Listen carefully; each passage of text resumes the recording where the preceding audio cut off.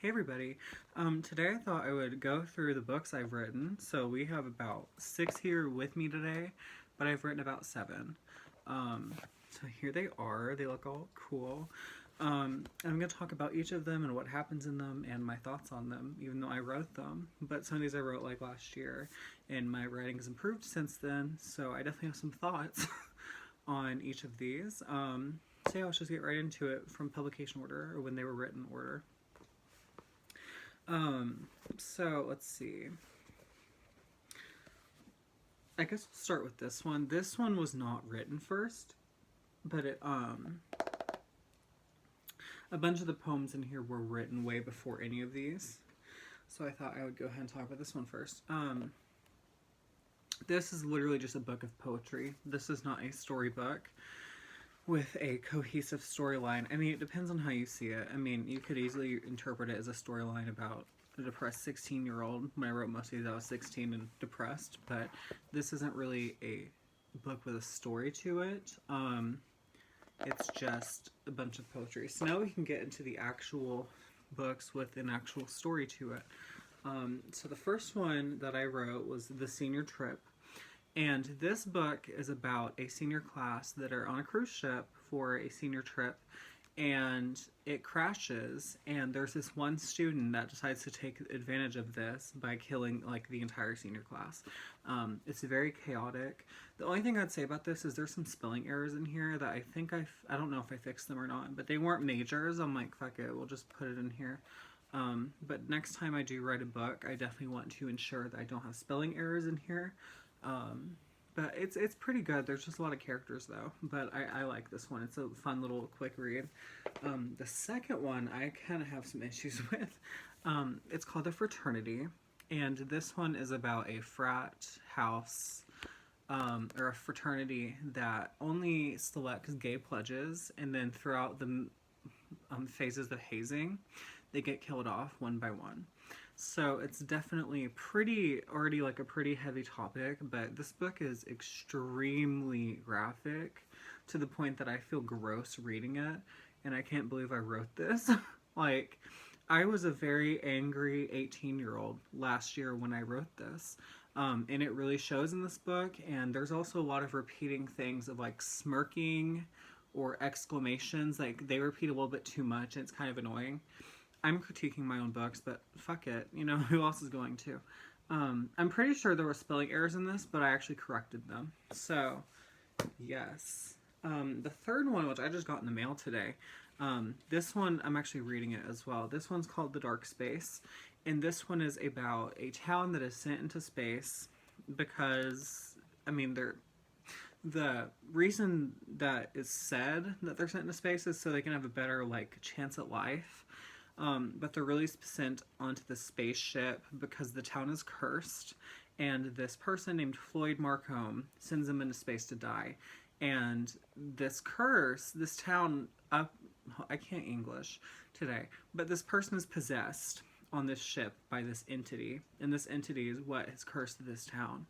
And so the entity possesses people throughout the book and kills them, and causes the people he possesses to kill other people. And it gets to a point later on where all these spirits begin possessing people and killing them, and it's a very chaotic book. And in fact, the next 3 books are very heavily connected, and I'll explain more in that in a minute. But this is The Dark Space. Really pretty cover there. This one is the shortest one of the bunch. It's called Guinea Pigs, and this one is about a psych ward where a woman named Jan Levine, who actually was inspired by Floyd Marcombe in this book to do these stuff in this book.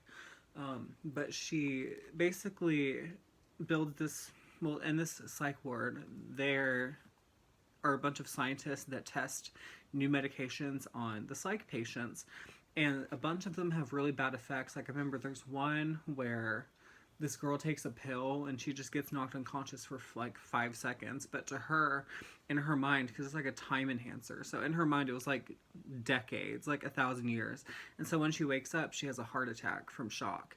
So it's shit like that, and they're experimented on. And so basically this Jan Levine girl comes up with something called TCAC, which stands for the cure of all cures, and she advertises it to the like mass media to fix all these issues. Like it fixes anything, that any ailment that somebody has. And the only thing is, there is a side effect where people crave blood.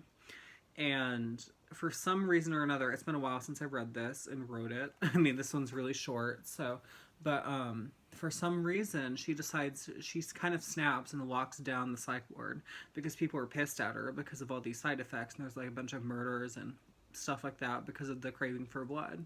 And so she locks down the psych ward and basically lets the psych patients have a free-for-all, which is also very similar to the next book I'm about to show you. But so it's kind of like a battle royale between these psych patients and the people that have TCAC that were given it, because there was a trial where 10 people were given it. So these 10 people are kind of killing everybody and trying to take over the prison, and not the prison, sorry. I'm confusing about the next book.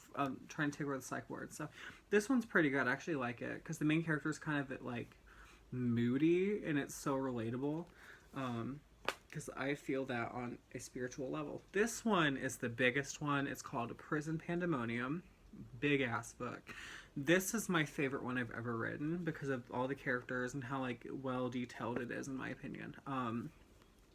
So this one takes place in 2030, and basically at this point, in my little universe I'm writing, the prisons have become overpopulated with people because of how corrupt the world is. And the actions of Floyd Markham and Jan Levine come together in this same universe and cause this shit in this one. So these three are very heavily connected. And there's also references to Orion University, which is the university that this takes place at, the fraternity takes place at.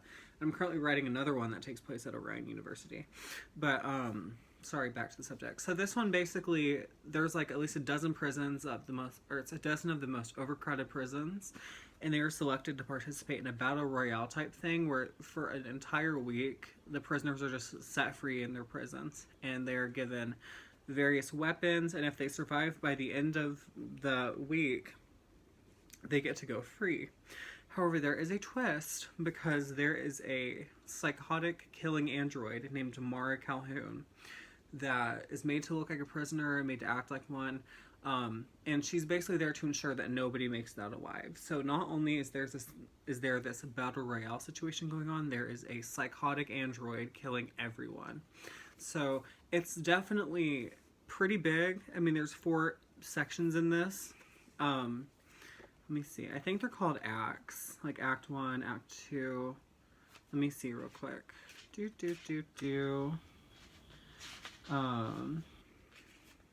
Yeah, it's definitely, yeah. There's 4 acts to this. And there's a lot of characters, and that might get kind of confusing, but this is definitely my favorite one I've written. So those are, hold on a second.